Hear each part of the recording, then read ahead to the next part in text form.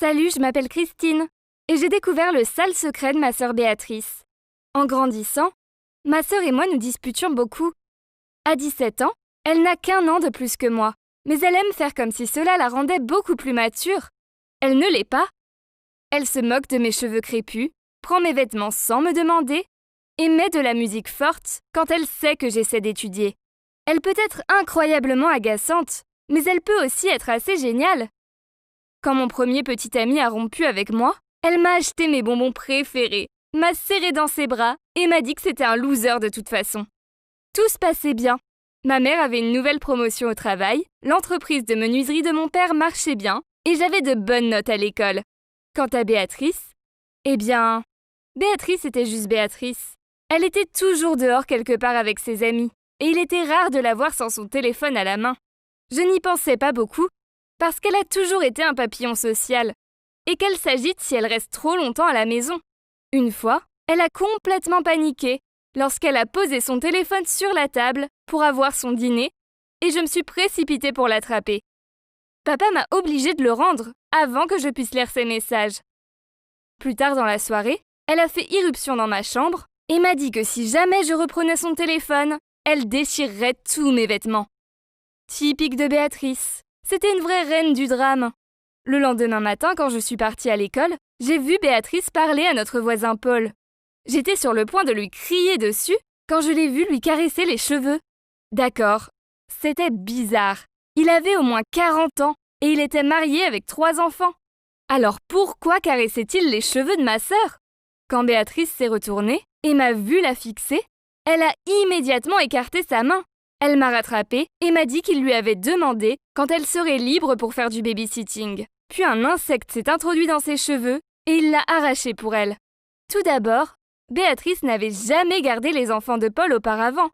Elle refusait de les garder, car elle détestait les enfants. En plus, elle panique complètement dès qu'elle voit un insecte. Donc s'il y en avait vraiment un dans ses cheveux, tout le quartier en aurait entendu parler.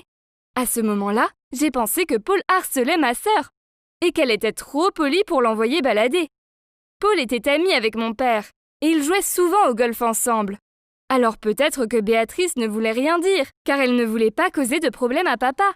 Une semaine plus tard, je suis revenue de chez mon ami pour trouver Paul et sa femme Lucie dans la cuisine, en train de siroter du vin avec papa et maman. J'ai dit salut, puis je suis montée dans ma chambre pour faire mes devoirs. Mon téléphone a commencé à sonner parce que la batterie était faible, mais je ne trouvais mon chargeur nulle part. J'étais convaincue que c'était Béatrice qui l'avait pris. Alors j'ai fait irruption dans sa chambre sans frapper. Je l'ai regardée bouche bée en la voyant assise sur son lit, sauf qu'elle n'était pas seule. Au lieu de ça, elle était avec Paul et elle l'embrassait. J'étais en état de choc. Il était assez vieux pour être son père et il était marié. Sa femme était en bas. Paul a quitté la chambre et Béatrice m'a poussée sur son lit. Elle m'a dit que Paul était son petit ami et qu'ils étaient ensemble depuis 6 mois. Ils ont dû garder le secret à cause de sa femme et de ses enfants. Elle s'inquiétait aussi de la réaction de papa, parce que Paul était son ami. Elle s'est mise à pleurer et je me suis sentie mal pour elle.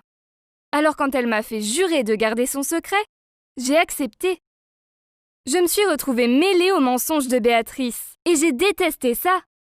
Quand elle est partie en week-end romantique avec Paul, j'ai dû continuer à faire croire à mes parents qu'elle était chez ses amis.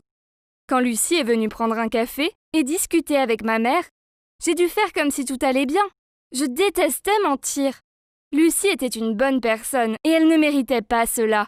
J'en avais assez, alors j'ai confronté Béatrice. Et je lui ai donné 1 semaine pour rompre avec Paul, sinon je le dirais à tout le monde. Le lendemain, maman a trouvé une note sur son oreiller, disant qu'elle était amoureuse de Paul et qu'ils s'étaient enfuis ensemble pour commencer une nouvelle vie. Lucie accusait aussi maman et papa de le savoir depuis le début. Il y a eu beaucoup de disputes et c'est devenu très compliqué. Je me suis tue et je ne leur ai pas dit que je le savais déjà. C'était il y a 3 semaines et nous n'avons pas eu de nouvelles de Béatrice depuis. Maman et papa ont signalé sa disparition à la police. Mais je connais ma sœur et si elle ne veut pas être retrouvée, elle fera en sorte que cela reste ainsi. Je me sens coupable d'avoir lancé cet ultimatum à ma sœur, car si je ne l'avais pas fait, elle aurait pu être encore là. Elle a des examens prochainement, Mais elle va les manquer et gâcher ses chances d'aller à l'université. Depuis que Béatrice est partie, maman pleure tout le temps. Papa est toujours de mauvaise humeur et Lucie nous évite totalement. Ma famille s'est effondrée et je m'en veux. Merci d'avoir écouté mon histoire. J'ai vraiment besoin de votre aide. Dois-je dire à mes parents que je savais pour la liaison de Béatrice et Paul ou dois-je me taire? Je n'ai jamais voulu que cela arrive. J'essayais juste de protéger ma sœur. Mais au lieu de cela, j'ai peur de l'avoir perdue pour toujours.